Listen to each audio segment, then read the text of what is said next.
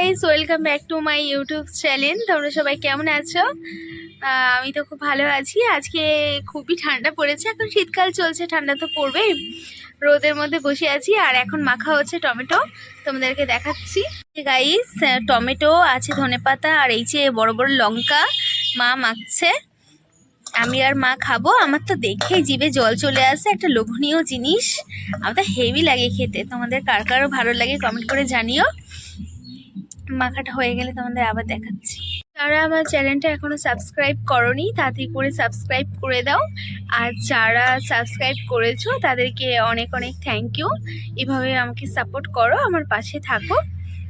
আর আমাদের দেখো বাড়ির চারিদিকটাই কিন্তু গাছ আর গাছ। আসলে আমি তো গ্রামে থাকি, তাই এখানে সবই আর কি গাছ। উপর দিকটা তোমাদেরকে আর কি দেখাচ্ছি। দেখো নারকোল গাছ, নারকোল গাছে কিন্তু ডাব হয়েছে। আর আমাদের এখানে কিন্তু অনেক পাখি।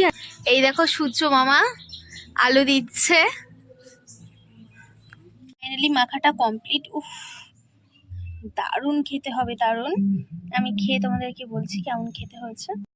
গাইস, এখন আমি খাবো। এই যে নিয়ে নিয়েছি।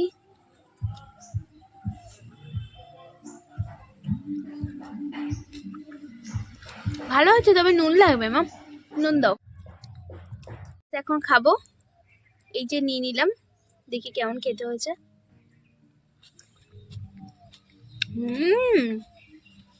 কোনো কথা হবে না গাইস, আমি এটা এখন মজা করে খাবো।